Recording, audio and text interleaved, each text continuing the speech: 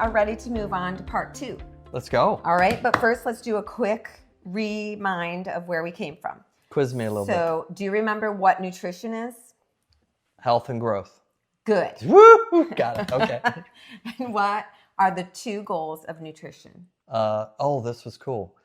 It was the calories. I need the calories, but the I want to say quality, but it's not quality. It's the is it the nutrition of it? Yes, the nutrition. Nutrients. Think of that with nutrition. Yeah. Yep. Okay. Yep. So those were the 2 things, and then we had this concept that, hey, what if you're eating the perfect amount of calories? What if you're eating the perfect nutrition and your brain is still not working well for you? Yeah. So the third factor was inflammation. Yeah, right?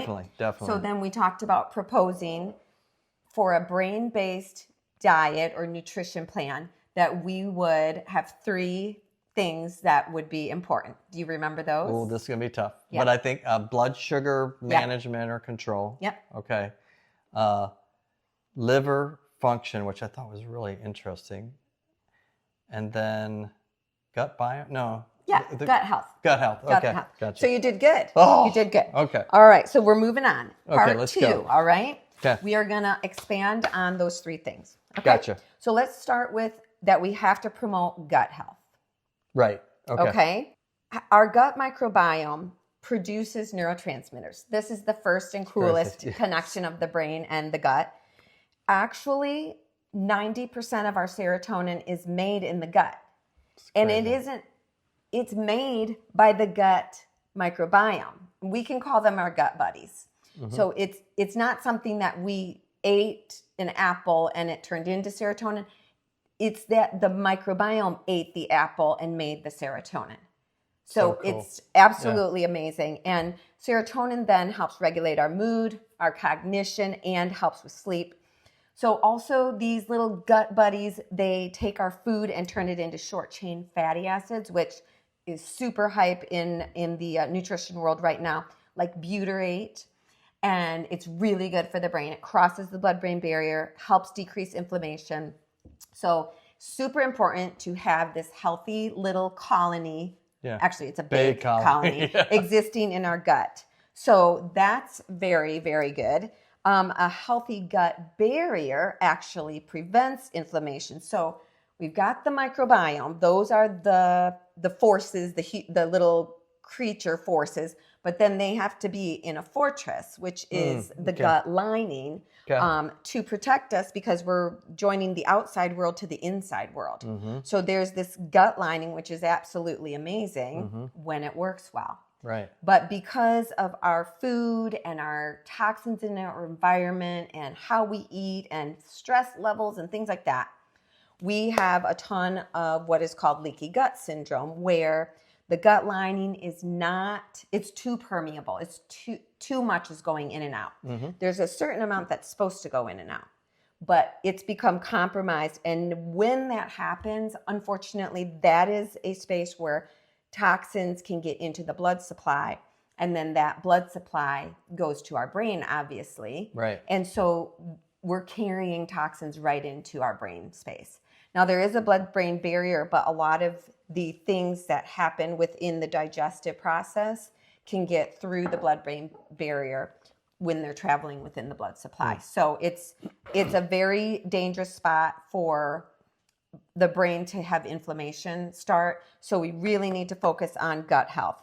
A couple other things about gut health is that the gut bacteria metabolize the diet and they make neuroprotective compounds. So this is stuff that you can't buy in a pill. Like these are things that come from food. So you're going to hear a lot of like polyphenols. That's a really big word, or anthocyanins, and big words that basically mean there are certain nutrients or components of good food that the gut will take and turn into magic for your brain. So we've got to have the gut health working well. And then we already mentioned the vagus nerve and the fact that sends all the transmissions back and forth. And so the vagus nerve is also what we want to promote for gut health. So are you saying that if I got one gut that's working well and another one that isn't, I could take in the exact same food, that has all these really cool things in it. And one is going to process it and the other one's not going to process it. Exactly. There's Wow, a new it's phrase crazy. out there that people say, it's you are not what you eat. That's what we used to say. You are what you eat. Yeah. But they'll say you are what your body did with what you eat. Gotcha. Right? So, and then there's even more talk about that, and we'll talk about it later, but where people say it's not this what the food that you put in your mouth, it matters what they've done to that food before you ever got it to your Gotcha. mouth. And then when it gets to your digestive system, what your digestive system can do with it. So it's a long journey. Yeah, not But every apple's the same apple. That's is what you're exactly saying. right. That's Gotcha. Yeah, thanks. Gotcha. That's good. Okay. Yep. So lastly, research has linked leaky gut with many, many parts of mental health and cognitive wellness. I can list them: depression, anxiety, cognitive impairment, Alzheimer's, Parkinson's, Wow. autism, multiple sclerosis. It's all connected. So it's worth going after, Right. right? Okay. Number 2 of our 3 Yeah. is to control the blood sugar. Okay, let's go. Right. So this one is a little bit confusing because we're a little bit mixed up with sugar versus carbs versus complex carbs. So just very, very quickly, sugar makes energy really fast in the body. And processed sugar is almost like jet fuel. It's been broken into smaller pieces. And so the body, when we take it in, it's immediately getting into our blood supply versus you will have a complex carb like a whole grain artisan bread. And that has a certain amount of carbs to it. But because they're fiber carbs, it takes more work for the body to break that down. And so we don't get the same impact on the sugar from that whole grain artisan piece of bread as we do from the scoop of ice cream. Gotcha. And we want it to work harder to break it down. We do. We want the sugar entry into our system to be managed and controlled. Got it. You got to think about people that wear the continuous glucose monitors. Yeah. And their basic goal when they wear those is, hey, it might not really matter what you're eating, but don't you dare let your sugar go over X number. And you take that monitor and you learn, oh, when I ate the apple, it went to this, and then it came back down in this amount of time. Or when I ate 3 cookies, it went to this, and it didn't come back down for X amount of time. Basically, that tells us how much inflammation happens as a result of sugar. So that might have been a little complicated way to start. Let me just review a couple things that I had wanted to share. We already talked about the glucose being the primary fuel source for the brain. Yeah. But we wanted that glucose to be consistently Even. supplied, Yeah. right? Yep. The fluctuations affect the brain negatively. They can cause oxidative stress. They can damage brain cells. They can inflame brain vessels, which the brain has an awful lot of vessels in it. Yeah. And you do not want them to be inflamed. So too much sugar in the system brings on something called insulin resistance, where the cells don't even accept the sugar, and it impairs the brain's ability to use the fuel. Chronic high blood sugar damages the vessels. We talked about that. Sugar metabolism actually is a lot of work and has some glycated end products, or what would be like exhaust fumes from the processing, and we don't want that. We can handle it in appropriate amounts, but we don't want excess of that. You know, it's just like you can handle some exhaust fume in your garage, but you're not going to go sit out there, right? Because we all know that that's not good. So stable blood sugar optimizes brain energy, and that's what we're going to promote, is a way of eating that allows the sugar to come in a steady rate and allow the brain to use the sugar to function the best it can. Okay, so just to nail the point home on the importance, mentioning research. And this research links young and old. So it's not just isolated to a certain population, but poor glucose control is linked with cognitive decline and increased rates of dementia, reduced hippocampal volume, which is directly memory oriented, impaired executive functioning and decision making. We've all seen this after a big sugar high and then the drop, we can't make good decisions. And then mood disorders and depression and anxiety are very closely connected with sugar levels that are out of control. Gotcha. So again, super important and worth the effort to work on. So lastly, and this is one that's maybe we don't talk about as much, is support the liver. So if you look in health and nutrition conversations or blogs or whatever, people are talking about the liver because a lot of our modern Western diet is really tough on the liver. Yeah.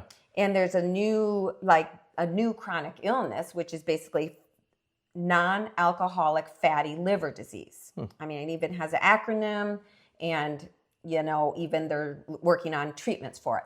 So basically, though, it comes from just a really poor diet and needs to have the things that we're talking about to decrease inflammation and such. But to understand the liver, we have to first understand what its functions are for our body. And the number one thing I would think of is toxin removal. So the liver is just massively important in ridding our bodies of toxins. And when it's not functioning well, then we get a buildup. It's kind of like, you put your trash out, but if you forgot to, then you have all that trash in your garage until the next trash day. And then if you don't get it out, then, it's just building up. And you have a system, the trash system, but if you don't get it out, then you have the problem and then you have the stinky garage, right? So we don't want that. So we want to support our liver so that the garbage truck can come and go very easily, all right?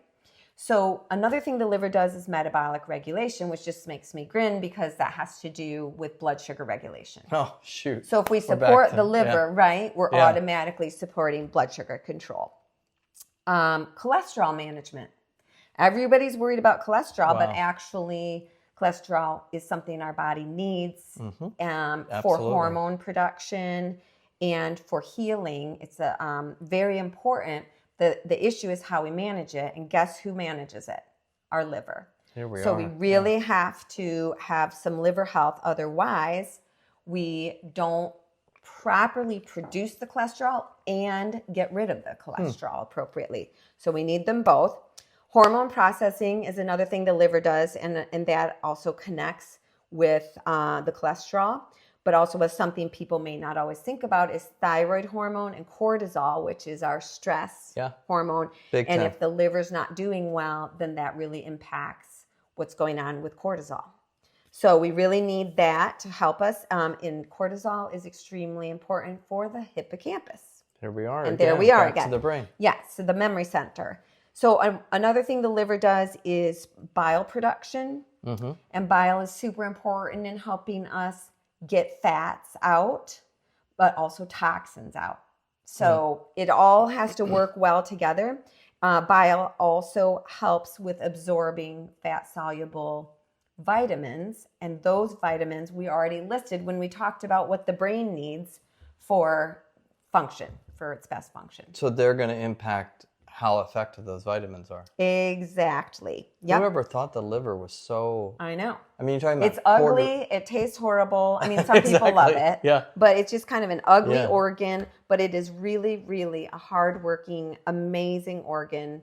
And I don't think we can live without it. Yeah. And so, anyway, so surprisingly, the bile is very important for the brain health. And here's one last one that I never knew about.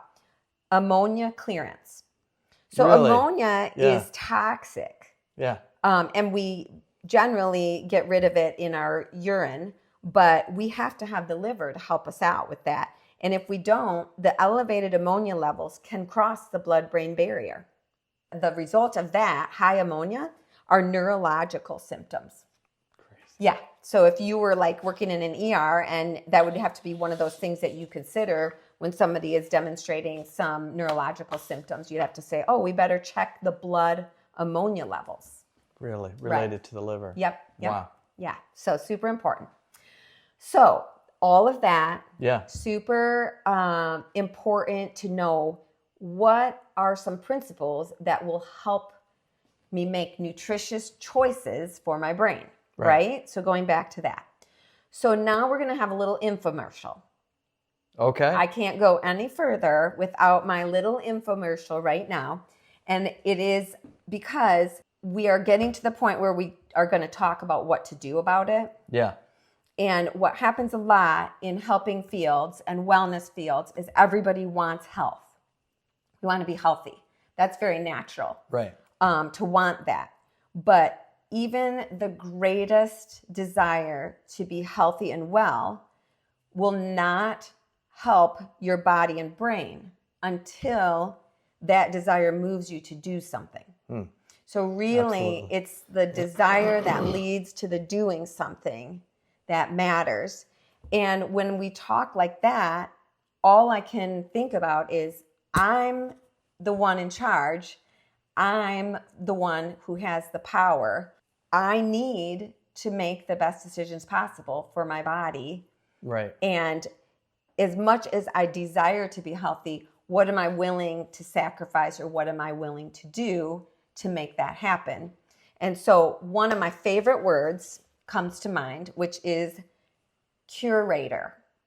So I learned about this once at an art exhibit or whatever. Somebody explained to me who is the curator of this museum. And I had no idea what that meant. So after asking questions, found out, hey, the curator decides like what should go where to make my experience in the art museum the best it can possibly be, right? Right. So we've been given this body, but we're the curator. We get to make the decisions. And so we're very powerful, but we're also left with a lot of responsibility. Big time.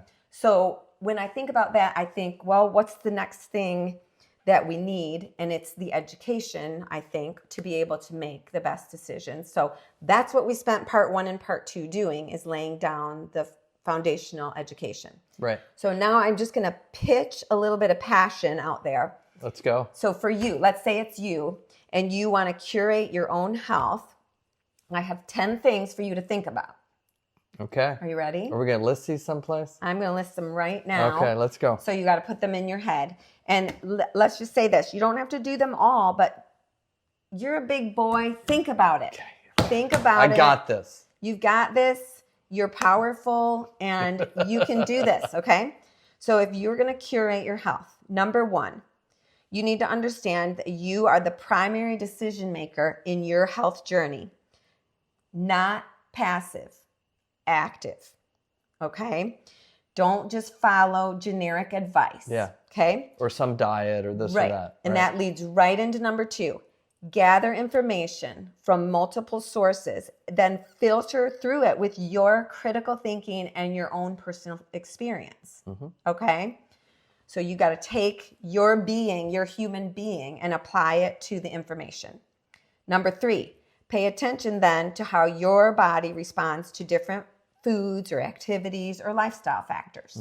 Okay? Number 4, prioritize health interventions based on your needs and your goals and your biological individuality. So that means I can't really tell you to do what I do. You might watch what I do and then you think it through and you apply some of these principles and you decide, hey, I'm going to try this or that. Okay? Absolutely. Number 5, create sustainable routines and environments that will naturally support your well-being. We talk about that already quite a bit in what we do with the brain. So number 6, this is so good. Regularly reassess what's working and what isn't and make adjustments. Just like we do with the brain. We do our reassessments, right? You should. We got to be doing this with us. Yes. That's awesome. Yep. And the body is a pretty cool thing in that it adjusts to most new patterns and new things in a 21-day period. So you get the opportunity to adjust every 21 days in most situations. So 7, build a support network of people and resources that align with your approach. So you have to know yourself, know your approach, because you don't want to try to do someone else's approach, because it's just not going to fit. And then Right. it's going to be like oil and water. So you got to find the one that aligns with your approach. And then number 8, balance evidence-based practices with quality of life considerations. So to me, this just means you know your lifestyle, you know what has to get done. So you're going to balance that with the recommendations. 9 is to take a holistic view. And I love this always. So you're going to, your physical, mental, emotional, social, and spiritual well-being are all one. And you have to be thinking through all those different angles. And then last, and this is one that we talk about in our brain discussions all the time, is focus on root causes, not managing symptoms. Getting upstream. Okay. Yep. So this is what it means to curate your health. And this approach recognizes that health is not a one size fits all, and that you are the expert. Love it. All right. So now that we know that, we're going to take a little break, and we're going to come back to find out how to implement or curate our own health. Let's go. I can't wait.